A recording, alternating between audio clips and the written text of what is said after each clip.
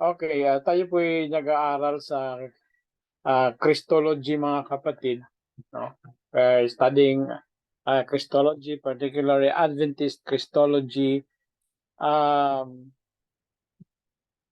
Ano po sa palagay ninyo ang significance ng pag-aaral na ito?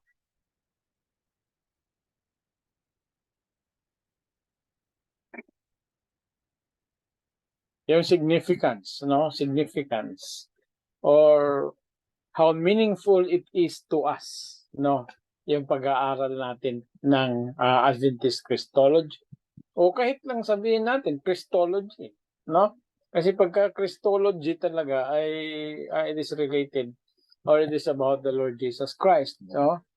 So, bakit po importante sa iyo ang pag-aaral tungkol kay Jesus Christ, no? Or sa tinatawag terminolohiyang Christology. Parang hindi na makapag-isip, no? To have a close relationship with Jesus Christ, to know more about the Napakaganda po yan, right. no? Okay. Napakaganda po ng sabi ni Sister Dory, to have a closer relationship with Jesus. Kasi po, much of the materials na kung tayo po magbabasa and we read to the internet about Christology, we read books about Christology, ang ibibigay sa atin is much more of theory or a knowledge rather, no? Knowledge. Bihira lang tayo makakalap ng mga materials about Jesus Christ, which does not only talk about the Lord Jesus Christ, na kundi ini-emphasize din ang pagkakaroon ng relationship para sa ating Panginoon, no? Kaya bakit importante ang pagkaroon tayo ng relationship sa Panginoon, no? As an extension of the significance of studying Christology. Bakit po importante yung relationship? Meron po bang makadagdag dyan? To have, to be, good Christian, to have a good Christian values, ganun po. At maging mabuting Kristiyano po. Kasi pagka magkaroon tayo ng close relationship with Jesus Christ, siyempre po yung ugali natin na halimbawa po hindi maganda, magiging maganda. Kasi po, meron na tayong close relationship sa Kanya. Mababago po tayo day by day. Di po ba ganun? Okay, so yun po ang tinatawag na expected results, no? Sa pagkakaroon ng relationship with Jesus. No, but kung tutuusin, mga kapatid, or if we go deeper into the reason why we need to have a relationship with God, si John po ay malinaw po yung pagkasabi niya sa Juan Kapitulo 17, versikulo 13, no? Na sinabi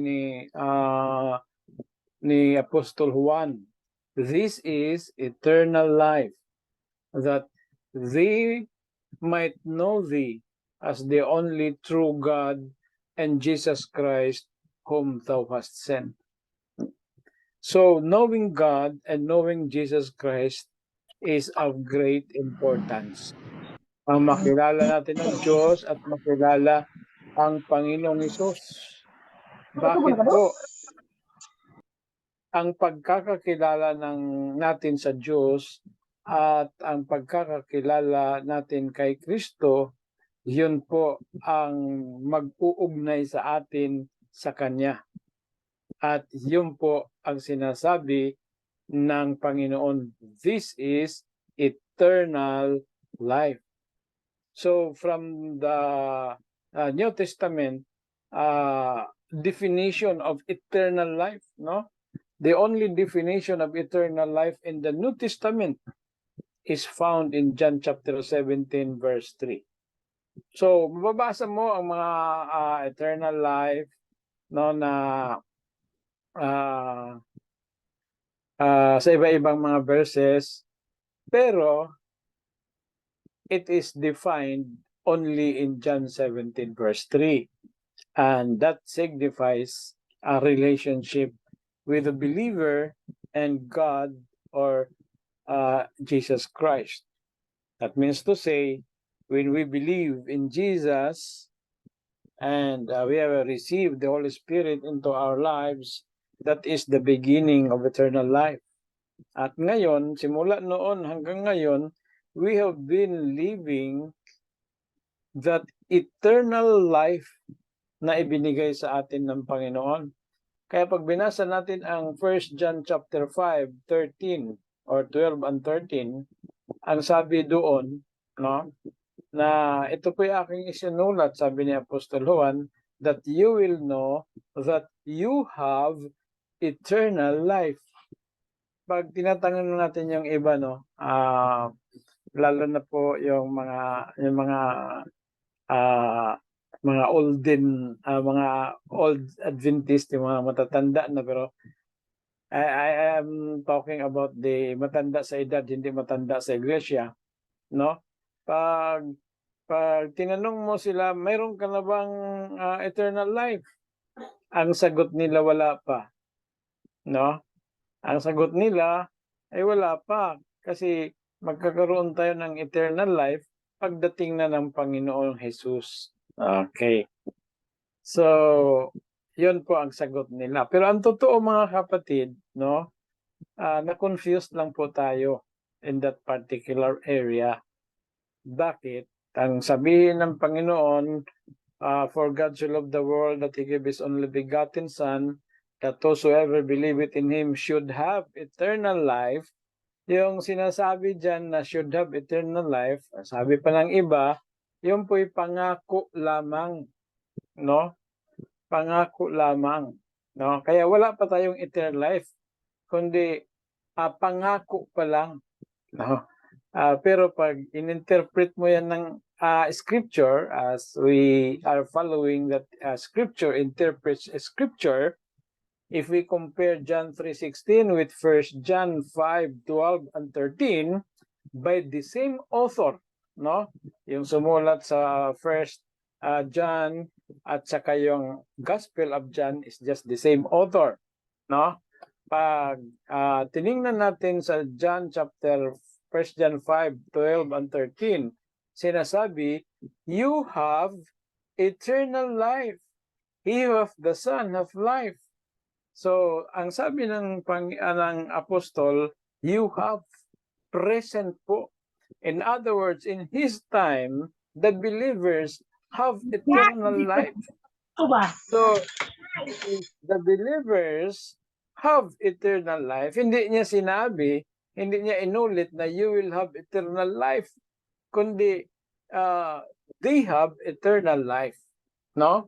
So, pag kinumpare natin ng scripture with scripture, mga kapatid, which is the sound, one of the sound ways of biblical interpretation, we can say that when Jesus said, whosoever believeth in Him should not perish, ang ibig pong sabihin yan na sinasabing but have eternal life, yung having eternal life is rightly and directly connected to the act of believing.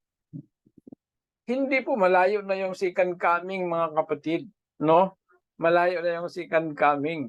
Kundi itong act of believing is directly connected, or the gift of eternal life is directly connected to the act of believing. In other words, when you believe, the moment you believe in the Lord Jesus Christ, you have that eternal life. Hindi yung sasabihin na hanggang sa pagbalik pa ng Panginoon, because that is out of the true interpretation of the scriptures. Now, ang tanong, Dok Radya, hindi ka na ba mamamatay? Ayun ang tanong nila. So because I believe in Jesus, I have eternal life. Ang tanong, hindi ka na ba mamamatay? Ang sagot ko, hindi na. Bakit? Meron ng eternal life eh. Bakit pa tayo mamamatay kung meron na tayong eternal life? No? Tapos yung iba hindi pa makapaniwala dyan eh. No? Hindi naniniwala sa Word of God. No? Hindi na po tayo mamamatay. Okay. Bakit? Ang sinabi doon ni John, no? That is the relationship that we have with the Lord Jesus Christ. Na kung tayo man, no, ay dumating sa tinatawag nila, no, hindi yung hindi sa mananampalataya. Dumating sa tinatawag nilang kamatayan, para sa atin na naniniwala sa Panginoon, hindi po yan kamatayan, kundi yun lang po ay isang pagtulog. Yun po ay malinaw na sinasabi sa 1 Thessalonians chapter 14, verse start siguro ng 15, no? 14 to 15, no? 15 at saka 17, no?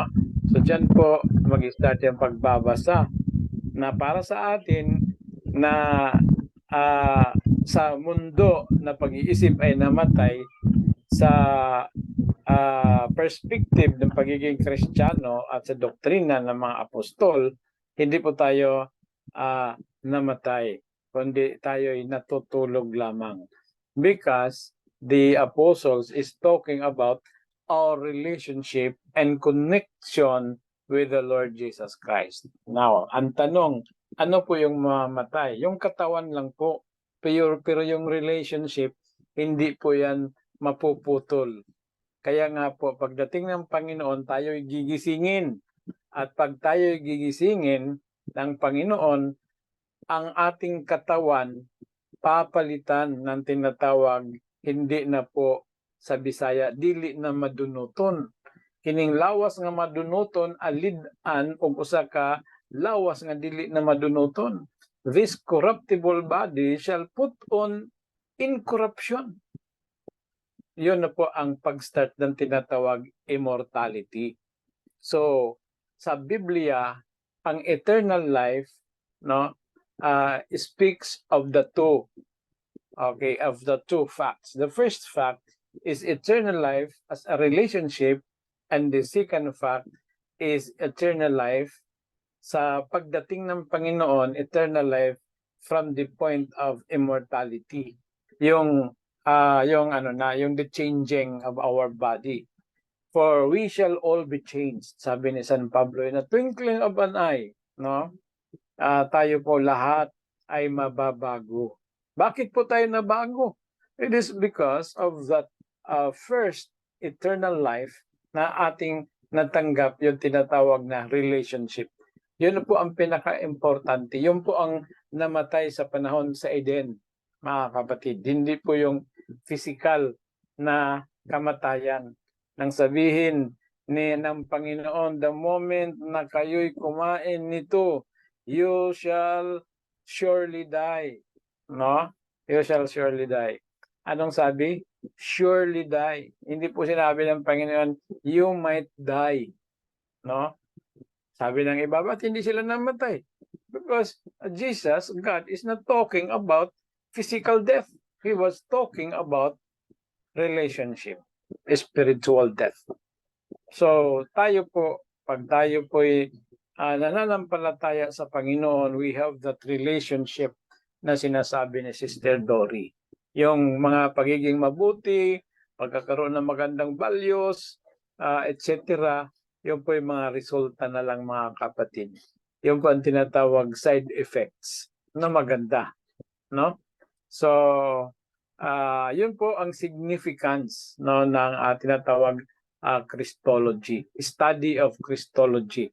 Yung magkaroon tayo ng magandang relationship sa Panginoon. But theologically, no, the significance of studying Christology, particularly Adventist Christology, is we will be able to define the nature of God. No? What is the nature of God? So malalaman natin yan sa pagbabasa o pag-aaral ng Christology. Malalaman natin ang turo ng tinatawag Trinity, na ang Panginoong, na ang Diyos pala ay isang Trinidad, no? One being in three persons. Being not as a being that is equated to a person, but a being in the sense of existence, no?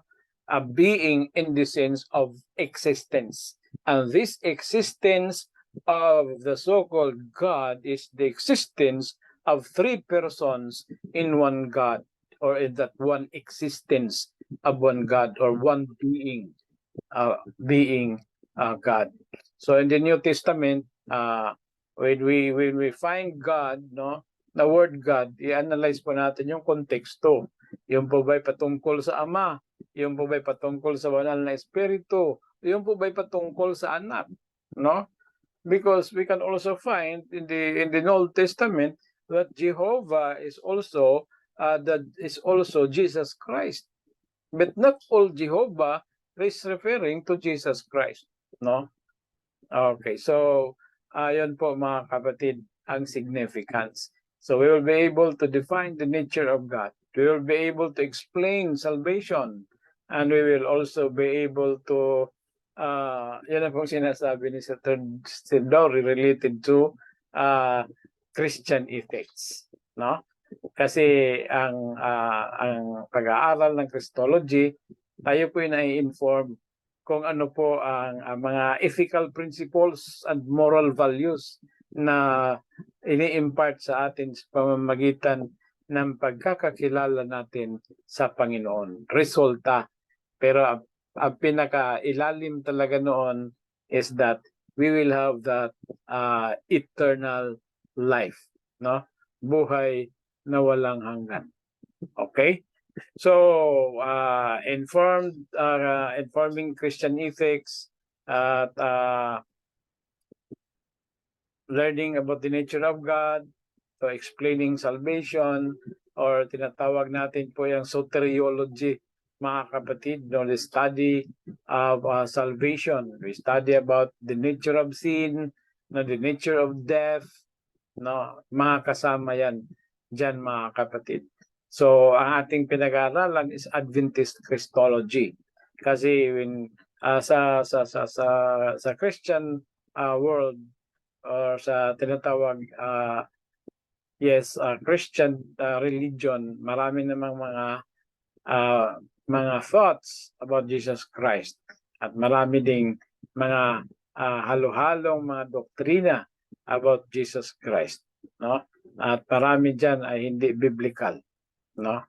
Kundi mga pamimilipid lamang ng banal na kasulatan, no? So, yun po, dito mga kapatid, makikita natin na ang pag-aaral ng Christology ay talagang napaka-importante at malaki po ang ating gigain na knowledge. Dahil ang sabi ni Apostol Pedro, na sabi niya, but grow in grace and in the knowledge of our Lord and Savior Jesus Christ. So we must grow in the knowledge. Pag sinabing grow in the knowledge of our Lord and Savior Jesus Christ, that is Christology. That is Christology. So in understanding the fundamental beliefs sa Biblia, ang Christology is a very important subject. No?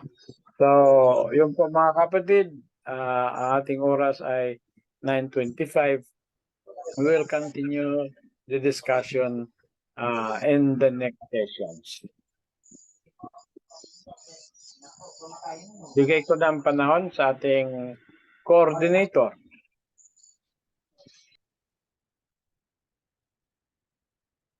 Okay, thank you very much, Doc Raja. Sa napakaganda niyo Ay. pong discussion. Hindi ko pala na-share yung screen. Opo, hindi niyo po Okay na-share lang. yung screen. Oo. Ako nakatingin ako sa screen eh. Share na lang po ninyo yung ano. Hindi pala nakashare. Share na lang po ninyo siguro yung part na yun doon sa ano. Isitin ko na lang yung course outline mga kapatid. Opo, doon sa ating ating group chat. Para makita po. Opo. So, thank you very much po. Ganun din kay Ma'am Kalim sa kanilang presentation kanina sa health. Ano po. At ang ating oras po ay 9:25. Meron pa bang gusto magtanong? Ay, 9:27 na pala. Kung wala na po kayong 1 to 2 questions, magko-close na po tayo. May gusto po bang salamat at magtanong? wala nang tanong. Okay, naantok na siguro sila. Baka tulog na pati, Doc. Oo, inaantok na kasi si Wala ano na eh. nag-aamin eh. Si Iso. Buhay pa, Doc. Buhay pa. Thank you si so Sir much po. Joven. Antok na si Sir Joven. Bitin Oo pa, nga po, Doc. ano. Gising pa, Okay lang daw gising, Doc. matulog. Kung gusto niya. Okay lang daw matulog, huwag lang daw itatabi yung cellphone na naka-on ng audio pag magharap. So, mas maganda yung 9:30 lang tayo para Opo. medyo kasi May allowance pagka tayo sa 10 o'clock, hindi naman tayo nakakatulog agad eh. No? It takes mga 15 minutes pa bago makatulog eh. So, okay lang yung Tama po 9:30. Para po masunod natin yung ano, yung Lecture magandang ni lektura. Opo. lecture. 10 o'clock nag-start mag-repair ang ating mga vital organs. Okay, sige po. 10 Mga o'clock kapatid, or 11? 10 o'clock po. Oh. May kanya-kanyang bracket ang pag-repair eh. Yung lungs, yung lahat ng mga vital organs natin sa katawan. May kanya-kanyang bracket ng time para sa pag-repair niya during night. Okay. So, gising pa Sino nga yung nagre-repair? ano yun, Doc? Depende kung anong i-repair. Baka ibang repair na Oh. So, Okay. magandang ano yun eh. Magandang i-emphasize din yan. Sa debate. Ang pagre-repair ng ating katawan. No? Issues. Research natin yan mga kapatid. No? Kasi ano eh. Sabi pa nga, nasa panahon na tayo ng knowledge is accessible at the speed of lightning. Opo, No? opo.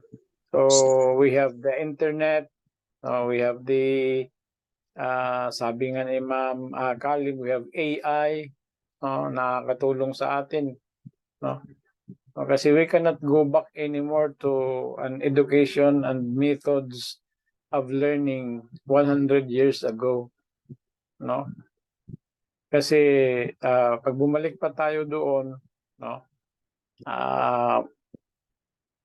Talagang pupunta tayo sa library, magbabasa tayo, mag-ano pa tayo ng mga catalog,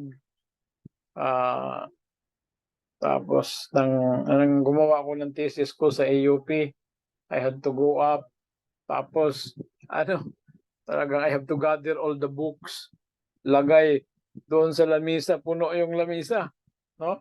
Kasi old ways pa eh, old ways.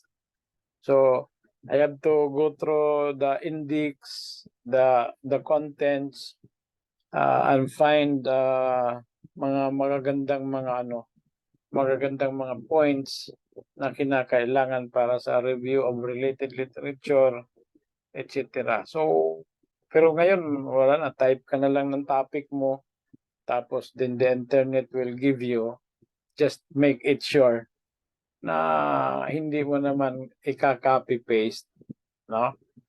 Ika-copy paste. Okay. So, nandyan na lahat mga kapatid.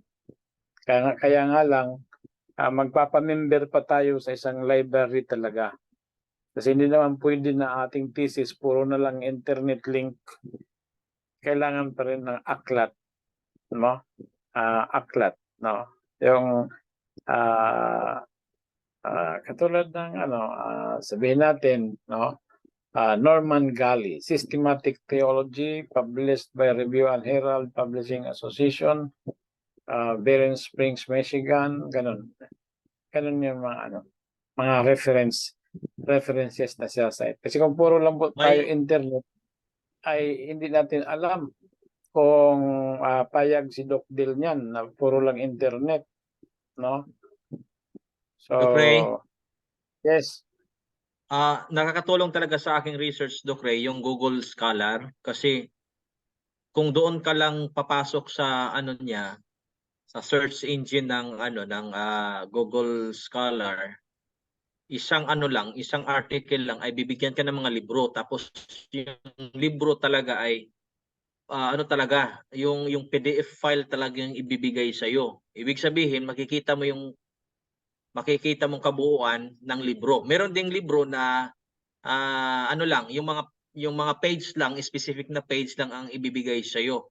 Kasi sa ngayon kung magre-research ka ay talagang sa internet kasi bibigyan ka ng mga kung ilan lang yung mga yung anong tawag dito, applicable na or related na mga statement doon sa title na inano mo ni research. Kaya sa akin ngayon mas napadali. Sabi ko nga, kung wala itong klaseng na ito, advanced na search engine ng mga libro sa buong mundo, ay pupunta ka talaga sa library at doon mo isa-isahing basahin yung kada page. Samantala ngayon ay bibigyan ka ng isang ang tawag dito, isang word lang i-type mo, tapos bibigyan ka na ng nasa sayo na kung ano ang gagamitin mong article na related doon sa title mo. Kaya sa akin ngayon ang mga reference ko ngayon ay may mga specific na writer, libro at page. Kasi bibigyan ka ng kahit anong reference book ang ibibigay sa iyo. Ikaw na lang ang magpili. Mas mapadali. Tama yan. Tama yan. Kasi itong yung ating material sa leadership, mga leadership styles ay sa Sage mga kapatid, talagang matindi, no? Matindi yung mga aklat doon. Hindi talaga basta-basta, no? You can access even the whole book for just free. Pero yung ibang books for rent lang, no? For rent. No? Pag sinabing for rent, papahiram lang yan sa iyo. No? Babasahin mo sa internet, you can make research dahil for rent. You can just borrow. Mayroon ako dati link talaga ng mga isang library talaga. Kaya lang nawala yung link ko eh. No? Doon ako gumagawa ng mga research, mga books. Talagang napakarami kasi aklat talaga eh. Pati yung mga books ng ng Adventists nandoon eh. No? Mga periodicals ng Adventist nandoon. At searchable. Kaya lang nawala sa akin yung link, no? So, pero marami pa rin sa internet mga kapatid, no? Okay, lang, siguruhin niyo lang may libro kayo no na mga references. Okay, so thank you very much. God bless and lalatug para sa lahat.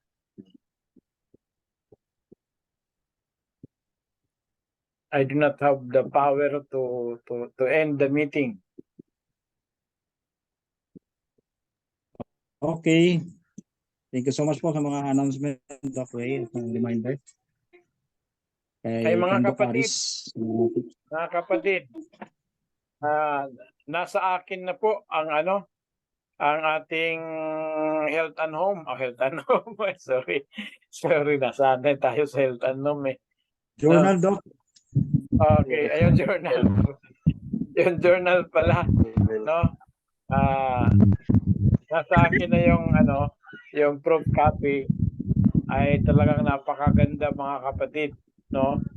Ay pwede na po tayo mag-start kasi in 10 days that will be ready for shipping, no? Isi-ship na po natin sa inyo ng tig sa 10, no?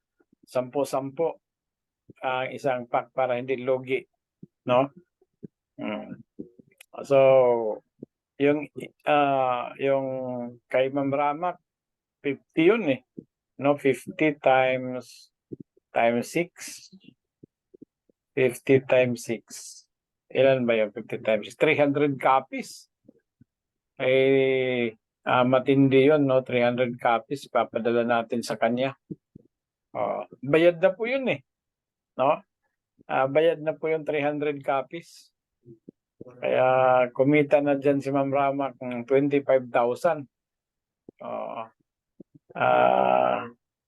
So, hinihintay ko yung iba, no? Kung ilang copies. At least, ma-dispose natin yan within November mga kapatid. Para mayroon na tayong pang expenses sa ating mga expenses in relation to graduation. Kasi po, yung po ay pinablish naman natin for the purpose na tayo po ay makapag-finance ng ating graduation na hindi po tayo maglalabas ng sarili nating pera, no? So, magaganda po yung mga articles. 25 articles mga kapatid, no? Ayon doon sa table of contents. So bukas bibigyan ko na ng go signal yung printing na bilisan na. Kasi naghihintay na si Ma'am Kalim, no? Matagal na hinihintay ni Ma'am Kalim yung yung wala na pala si Ma'am Kalim, no? Nag-exit na. So napakaganda po mga kapatid ng ating cover. At within 10 days, it will be ready for shipment po. So, yung ating cover mga kapatid ay maganda talaga yung pagkagawa mga kapatid. At yung family din natin sa cover matindi, no? Palagay ko kulang ang 1,000 copies diyan sa sa ating hindi lang siguro 1,000 copies ang madidispose ni Ma'am Kalim kasi siya yung cover eh. So, nawala na si Ma'am Kalim. Tsaka matindi din yung kay Lieutenant Del Rosario na anong tawag noon? No, laughter. No? Matindi din. Yung kay Sister Dory, maganda rin, no? Lahat naman maganda eh. So, yung matitindi talaga yung mga articles, no? Kaya yung mga authors diyan dapat 500 copies ang ma-dispose nyo. Kasi author kayo eh, no? Amen. Hindi kayo makadispose ng 300 to 500 copies, hindi kayo believe sa sinulat nyo. Ipakita nyo yung sales stock nyo dyan. Ma'am, ito po meron ako dyan article. No, yung article talaga lahat ng article magaganda eh, no? Kaya ano, yung ibang hindi pa nakapagsulat ngayon, next year kayo naman ang mag-contribute ng mga articles. Basta if possible, huwag niyo i-copy paste para hindi tayo mahirapan mag-retoki, no? Kasi pinakamahirap yung mag-retoki, para hindi siya na copy paste sa ibang materials. Kasi alam naman namin pag copy paste kasi ika-copy paste mo lang, i-post mo sa Google. Pag post sa Google, mag-a-appear yan kung saan galing. So, bistado tayo pag copy paste, no?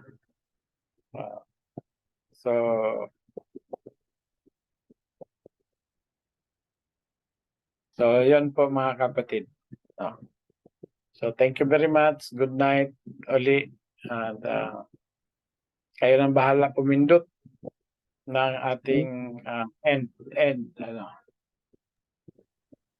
Manalangin muna po siguro tayo, Doc, bago tayo magpaalam ng lubusan sa ating mga... Ay, nandyan pala si Ma'am Kalim. No? Kala ko umalis na si Ma'am Kalim. No? 1,000 copies daw i-dispose niya no? Kasi cover Cover. Ibig sabihin, Doc, noted. Andiyan pa siya Ha? Ibig sabihin, noted ni Ma'am Kalim sa Sir Jomar. Sige, pray muna. Manalangin na po tayo mga kapatid. Mapagmahal naming Diyos, maraming salamat po sa panahon na ipinagdalo mo sa amin. Salamat din sa mga informations na aming natutunan mula sa aming mga masigasig na inyong mga lingkod, mga professors na nag-transmit or nag-transfer ng kanilang mga knowledge and wisdom para po sa aming mga estudyante upang patuloy kaming ma-equip at maging mas mga epektibo na manggagawa ninyo sa inyong bukiran sa pag-abot sa mga tao na hinahanap nyo para sa inyong kaharian. Salamat din kay Doc Ray sa maraming mga insights and ideas, wisdom. Salamat din po sa magandang internet connection. At patuloy nawang pagpalain ng paaralang ito sa tulong at biyaya ninyo ay lalago at marami pang mga tao ang matitrain para sa inyong ministeryo. Salamat din po na marami. Tinataas ang inyong banal na pangalan sa lahat ng kabutihan at kadakilaan yung ginawa sa amin. Sa pangalan po ng aming Panginoon Jesus. Amen. Amen.